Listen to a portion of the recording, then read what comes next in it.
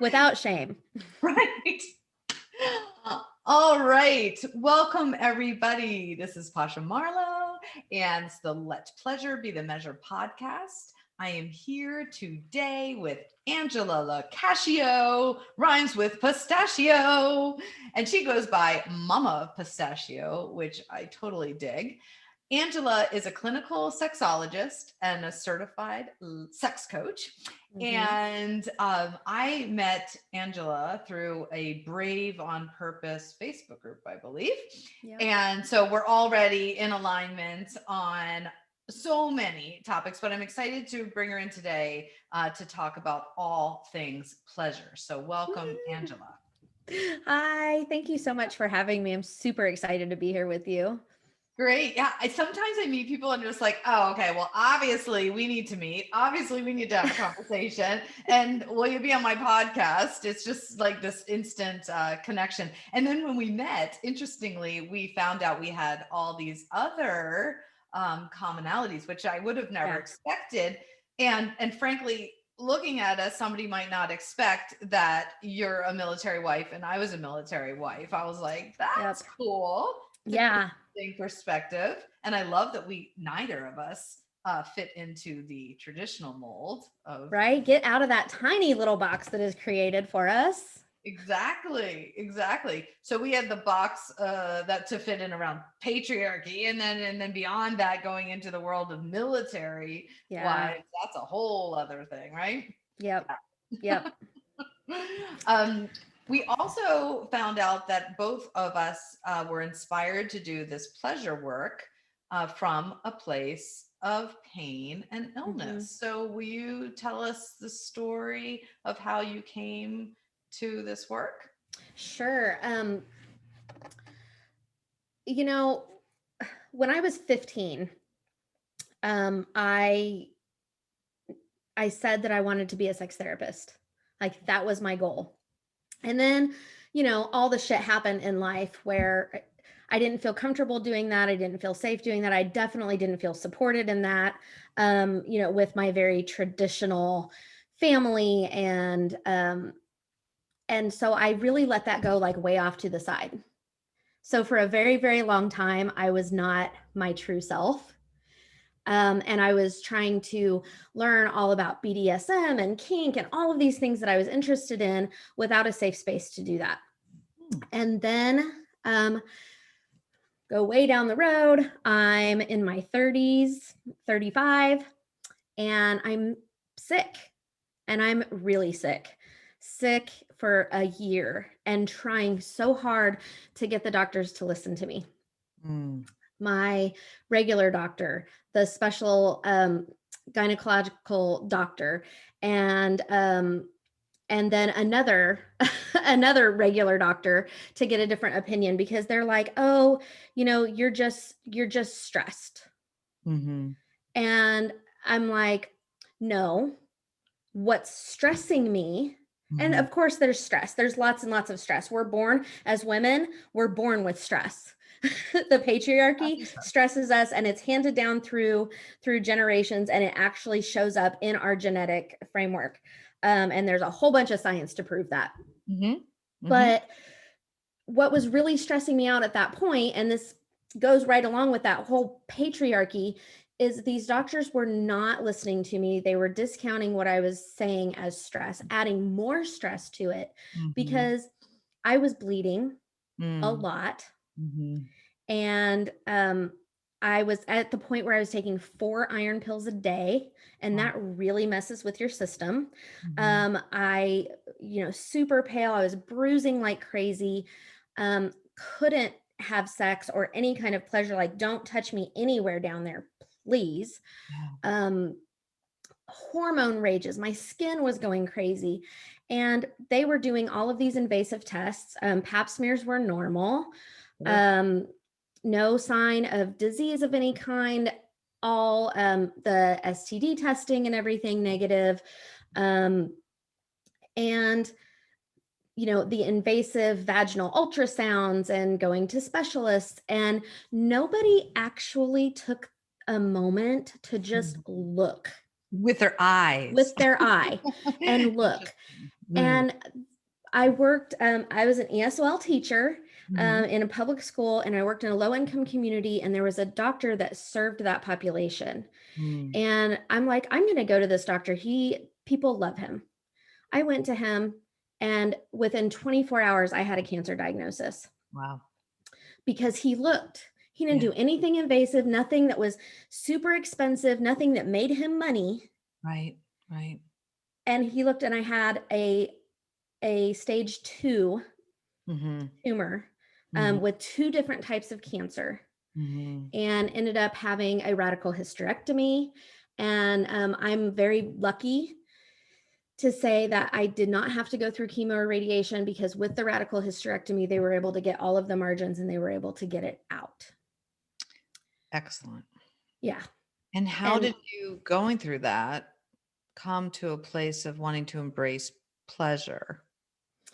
um, that's when I really started looking at stress, right? Mm, And saying, okay, let's look at this whole idea of stress and try to start understanding it. Because it really hit me um, that all of my anger and resentment and rage and frustration yeah. was all going to a place on my body that I was not, that is very focused on being a woman, Mhm, mhm, right? My womb, it's very much part of being a woman. And so I started looking at it and saying, I have this masculine side about me that I'm denying, that mhm, I'm not attending to, because I'm in a relationship with a man who didn't appreciate that. mhm. Who He was a wonderful man, a really, really wonderful, beautiful human being, but he was intimidated by my sexuality. Um, I am queer, Mhm. and I'm kinky. Mm. And I love sex and I love pleasure. And I really took all of that and put that way off to the side in order to fit in the box that society says you should be when you're a mom Right, and right. you're a teacher. Yeah. People look at my tattoos and they look at my hair and the way that I dress, and they're like, oh, are you a tattoo artist? Do you do hair? And that is wonderful. Those are wonderful professions, but Sure. nobody saw me as that highly professional woman with a master's degree. Right, right. And so I really tried hard to fit in that box. Mm. And it didn't work for me, and it showed up with some physical signs. So that got me down the road. And it took me a while before I got this degree in clinical sexology. But that's what spurred it on and said, you have to be you. Yes. And There's if so you're much. not, you're going to Mhm. pay. Yes, there's so much research about holding a secret or truth in your body, how it comes out as chronic illness and pain. And Absolutely. and I think that that's something that is not spoken of enough, certainly not in doctors' Absolutely. offices, but even in, therapists' offices and such. So I'm so glad that as a sexologist that you're having these conversations with people, because I think for some of us it shows up as pelvic pain, for others of us it shows up as, chronic throat pain, Hmm. back pain, whatever it is. And I think that each one of those is sometimes energetically aligned with the emotions that we're holding on to. Yep. I've had Absolutely. chronic, when I wasn't speaking my truth, I had chronic throat tightness and pain and difficulty swallowing and difficulty singing and taking deep breaths. And as soon as I released my truths, it loosened up. Yes. And then the Yes. connection between the throat chakra and the sacral chakra, like I opened up my throat and all of a sudden my sexuality was Yeah. revealed. And I'm like, I was not expecting that. I just needed to say I was angry. And like you were holding on to anger and rage. It's so interesting Hmm. you said that. As soon as I released my anger about patriarchy and infidelity, and I could tell you other things, but just mostly those, my pelvic area started to open up and reveal other secrets that I didn't even know I was Right. holding on to. Yeah. Right. Yeah. Right. And things that were, sometimes that's really scary to acknowledge and look at, because that doesn't fit within the shoulds, Right. right? Yes. Patriarchy shoulds all over us, and then we end up shoulding all over ourselves. So true. So true. Yeah. Yes. And in your work, you say you bring a lot of mindfulness Mhm. into it. How so? So, in my work with my clients, and I actually work with other sex coaches and allied professionals to bring this trauma informed mindfulness into their practice as well. And that is to acknowledge, let's look at these places in your body. How is this feeling right now? Whether I'm on a phone call with a client or whether I'm, physically looking at them, sometimes it's a little easier when you physically can see them, and maybe they're constantly doing this. Mhm. Mhm. That tells you something. And so addressing that, and, I have people come to me who are like, there's something wrong with me. I want to have sex, but I don't want to. Right. Want to. I hear that a lot. Yeah, Yes. exactly. I want to, but I don't wanna. And I'm like, okay, full stop. Let's look at all of these other things that come into play with our sexuality. And I always say that I stand on the shoulders of these other amazing women in the field. One of them happens to be Emily Nagoski, Mhm. who wrote the amazing book, Come As You Are. And actually, version 2 is coming out. She's got some new research. Ooh, Nothing is taken away from it because it's all still valid, but she's got some new stuff coming out. And I think it's in later in February. So I'm super excited for that. wonderful. Yeah. And so in her book, she talks a lot about the emotions, the fight, flight, freeze, um, and how we have to go through this entire, I call this emotional masturbation. Mhm. Um, it's one of, when somebody has a consultation with me, we immediately address three things. And Okay. that's that personal identity thing that we were just talking about. I call that becoming. And Okay. then this emotional masturbation. How do you go through that stress response cycle? And are you allowing it to finish? Yes. And then physical movement. I talk with my clients about that. And are you sitting in one place a lot? Are you jittery? And addressing those things, bringing mindfulness to all aspects of their life, because pleasure Yes. isn't, you have to have pleasure out of the bedroom in order to be able to have pleasure in the bedroom. So agreed. So agreed. And before I forget, Emily went on to write the book Burnout with her Yep. sister. And they're both Yes. brilliant books, both must reads. Um, Yes, absolutely. Get that on your reading list. get it And on your they're really fun audio reads, right? Like if you go to like Libro FM and you get the audiobooks of that, it's just they're they're hilarious. yeah. These sisters are amazing.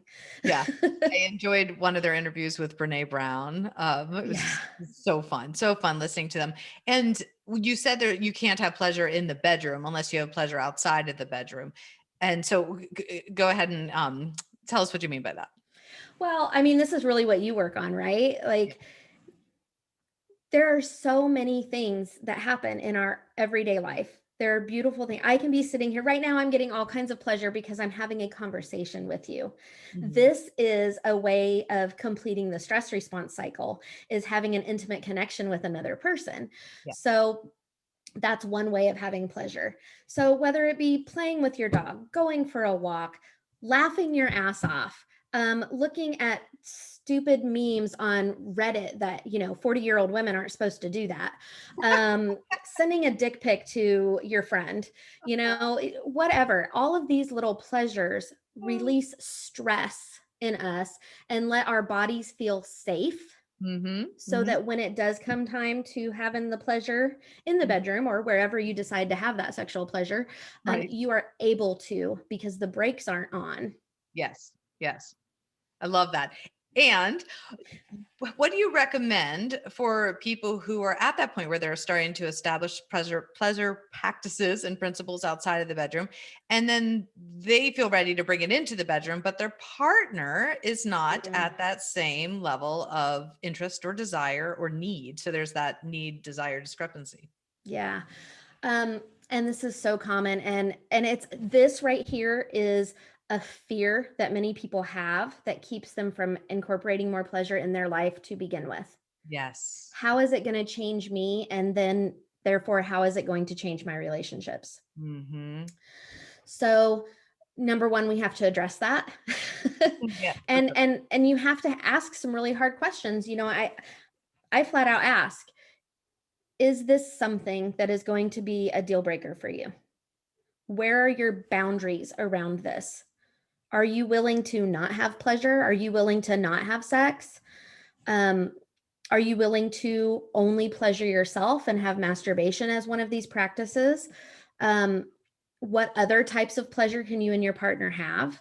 If your partner is absolutely unwilling to have that conversation, to work with a therapist, to work on any of their own issues, or Mhm. to come as a couple and work with me or another sex coach, um, are you willing to let go of that relationship because that's in your best interest? Or are you just willing to let go of the sexual relationship and the intimacy aspects and still Right. stay in the relationship without that physical? Right. And that's where that comes in. So when somebody says no, absolutely not, Yes. then I'm like, okay, well, let me tell you, there are some options that you have for Right. having all kinds of pleasure, even though there's this huge desire discrepancy.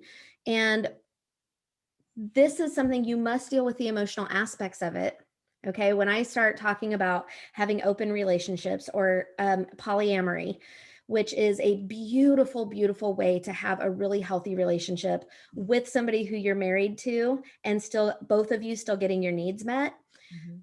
But you do have to address any emotional pieces that might be there. And that might still include working with a therapist or talking with a coach.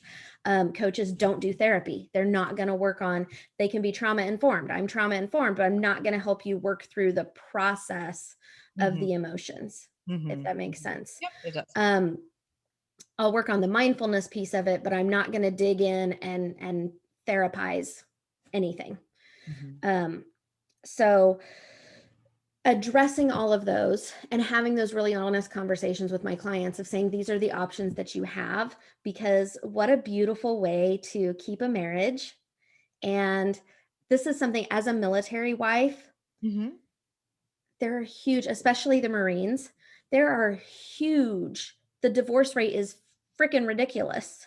Yes, in the military on the whole, but you're saying within the Marines specifically. Yeah, the Marines have a can't even think of the word of it. I love it when words, a reputation Okay. for having, a lot of domestic abuse, a lot of unhappy marriages. And when you read it, it's like, wow, um, Hmm. very interesting.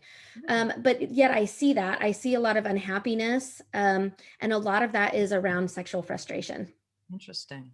When you're 19, 20 years old, and I see a lot of these people because my husband is 29 Okay. and I am 43.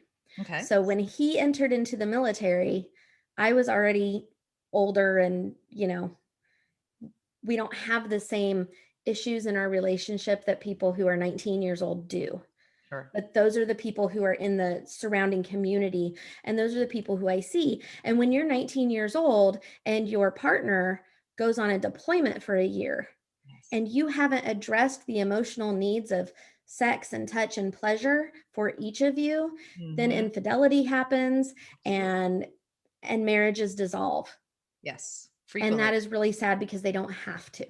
Yes, I saw that a lot when I was a Navy wife. My first husband in the Navy, the amount of anything from infidelity to abuse to addictions, Yeah.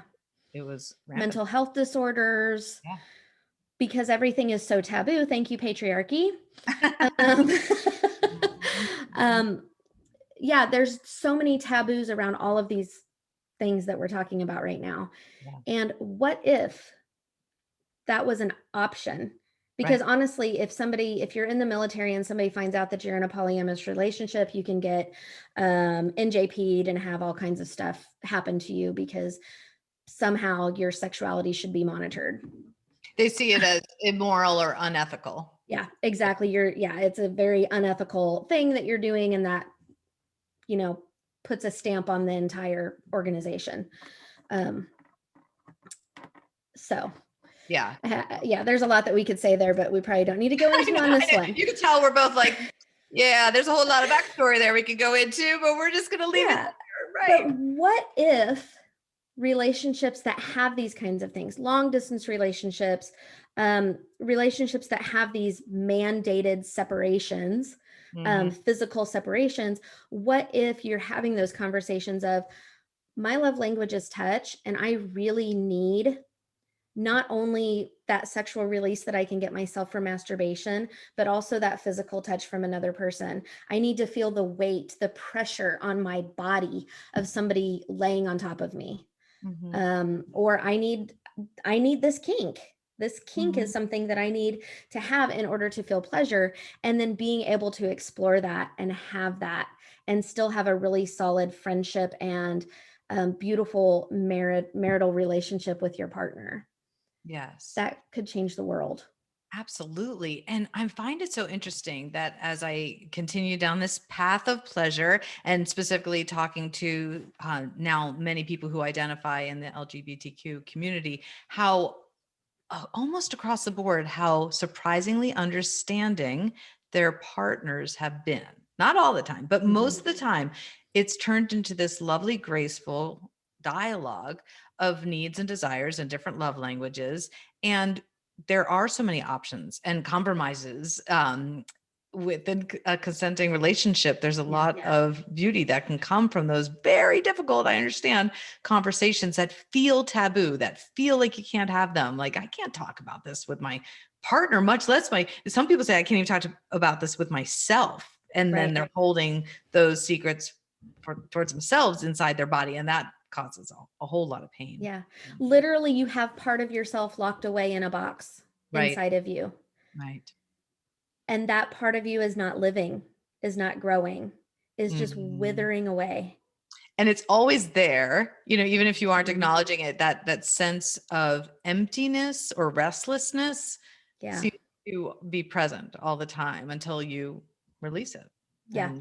And in my work, a lot of times, because I work with a lot of women who are in heterosexual, heteronormative relationship, and they're coming out to themselves as bisexual or lesbian or polyamorous or whatever, but they're not yet ready to do anything about it. Like there's no action necessarily. It's all still thought and fantasy and conversation, and that's okay too. It doesn't mean if you speak your truth, nothing has to change necessarily, and everything doesn't have to fall apart and burn. I think that's the fear is if I say I'm bisexual, like I'll lose everything. I'll lose my marriage. I'll lose my car, my house, my kid. Like you go down this rabbit hole of fear. And I don't think everything has to fall apart. You just have to have it doesn't. And one of the things that we are afraid of is that it's going to negate that heterosexual relationship. Right. Or that it's going to negate a queer relationship. Right. And it definitely doesn't have to. Just because for the first time, let's say you're 37 years old, and for the first time in your life, you're like, I think I like women. And then, oh my God, my whole life has been a lie. Oh my God, all of this stuff has been wasted. It hasn't mattered. And that is not the case at all. Agreed. Yes. There's still so much integrity in the decisions you made when you made them. And, and it's empowering to realize that at any moment, whether you're married for, 2 or 20 years or beyond, and whether you have kids or grandkids, even you can always, no matter how old you are, stop and claim your truth, claim your desires, and know that they might change. Like I identify as bisexual today, but I'm open to expansion or changing my mind. That's what they do. Right. You have the right. And guess what? You have permission to change your mind. Go figure. It's okay. We aren't taught that. It's okay. It is perfectly okay. I used to dress like a soccer mom. I mean, I did it because I thought that I needed to, but I embraced that shit for a long ass time. And then guess what? I changed my mind and decided that's not who I am. Yeah. I'm a lot happier for it too. Absolutely. Yes, I think when we met, I told the story of I went to my first Navy wife party in a Greenpeace shirt, and the philosophy of Greenpeace does not match the 30-year-old naval philosophy, but nonetheless, and then I would quickly realize that that was not acceptable. And I think I even threw it away. Like I threw it away. Oh my And gosh, yeah. yeah, and with that went, the funky clothes, the funky earrings, the stickers on my car, the, just a little bit more offbeat, colorful things that I really enjoyed doing. And, you get smaller and smaller and smaller until finally you're disappearing. You feel like you have to play small to fit in. Yeah. And you can't, it's hard to find your way out. So I'm so glad people like you are out there who understand that dynamic and can hold space for people who are in that space, in that Yeah. feeling. Yeah. Yeah. It's important. And just because I'm a coach doesn't mean that I know it all. No, no, not Like I go through this process every day. Yesterday I sat with my coach and talked about this exact thing. Like I want to make sure that I am intentionally showing up as 100% my authentic self. yeah. And how does that look with my branding and how I'm talking and the words that I use and all of that. Mm-hmm. Mm-hmm. So, yeah, we can change and evolve, and you can be like a really strong businesswoman and be totally branded and have all of that stuff out there. Cause I know there's some of you listening to this right now. You can have your brand and your brand can change. Absolutely. And a successful businesswoman doesn't have to wear a button down shirt or have a polished photograph sitting at a desk with like a pen in her hand and flowers at her side. And That's right. it doesn't I'm have a to look like. successful businesswoman, and look what I have on my desk. What do you have? Oh, Wait, that doesn't look like a successful businesswoman's something, does it? But well, for those here that I are not am. watching on video and just listening, it's like a skeleton head. And I always laugh because as I look around my very messy desk, I have, goofy clown sunglasses and Yeah. a vulva puppet and whole lot of weird jewelry that just lights me up because Yes. when I forget who I am, one of the first things I do, and I don't know what you do, but one of the first things I do is put on colorful jewelry or clothes. It just reminds me that that's in alignment with my personality. What do you do when you're feeling? Okay. Well, first of all, my hair is like this big, massive fluff. Yes, And Angela, so, great long curly vivacious hair with yes. awesome gray curly streak in the front. Yeah, so I do something with that. And usually it's like I throw it up on my head and it's just like this mess of stuff everywhere. And I love it. And my Doc Martens. Oh, Doc Martens. What color are they? Oh, well, I have multiple colors. I have black ones, I have burgundy ones, I have knee-high black ones with roses going up them. And when I have those on, I feel like I can just take on the world. I love it. I love that you said Doc Martens because when I on the cover of my new book, which is coming out next week, Woohoo! my next husband will be a lesbian. On the cover is a bride, a traditional bride in white dress, whatever, holding a bouquet of rainbow colored roses, and one of her shoes is the very uncomfortable, typical, high heeled, terrible wedding shoe. But the other one is this boot with flowers on it and bright red laces. Because for Yes. me, when I'm wearing my boots, which is a little bit Laura Ingalls, my obsession with Little House on the Prairie, but I don't care. There's this Awesome. part of me that's like really quite innocent and Pollyannish, but then there's this other part that wears my boots, the same boots, who feels like sexy and wild. And that one boot, this one red boot I have, just feels like I'm me. And so, yeah, in the cover, it's like one boot and one shoe or one high heel shoe. I love that. I mean, that's such a great visual and a great metaphor for really showing up as who we are. We all, there's this great documentary out there called The Gender Code. It's on YouTube, but you can watch it for free. It's just The Gender Code, and it's by Luka, Luka. Okay. And it is really a great documentary talking about how all of us have the masculine and the feminine within us. And that's where that gender spectrum comes from. And there are lots of places. It's not just male, female. Right. There's all of these places on there that we can fall, and how our sexuality goes along with that, on how right brain thinking, left brain thinking, it's really, really good. And to me, that's what that picture represents. Awesome. I love that. Yes. Yes. And I love that, as we talk about these binary concepts, it's neither masculine and feminine or male and female, neither black nor white. It's like, I love that it's becoming, I hope, so inclusive and connected and messy, totally messy, but real. And I love that that's where we're evolving and progressing. Yeah. Yes. Having these conversations so that people can start living their life and really experiencing that pleasure way, way, way early. Because unfortunately, what happens, and I don't know about you, but I feel like I stopped really experiencing like full amounts of pleasure when I was about 3. I don't even remember. Yeah. My mom tells me a story of how we were at the store and I wanted a pair of sunglasses.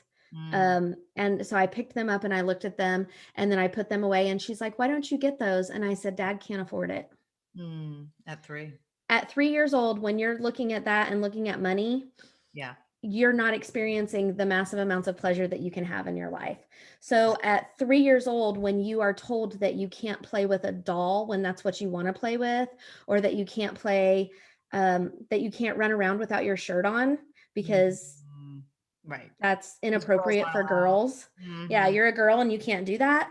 That right there starts putting those thoughts in your head and creating stress so that you are unable to experience pleasure to its fullest. Imagine that. Think about this for everybody who's listening right now. Think about your child being unable to experience pleasure, full pleasure that they should be able to experience at 2, 3, 4 years old. Heartbreaking. Yeah. And sometimes it's those tiny little comments like, "No, girls can't walk around without their shirt on." Right. Those little comments that start to build that shame that stays with us. Yeah. Yep. And that's when our voices are taken away and our pleasure is taken away and often our truths. So, yep.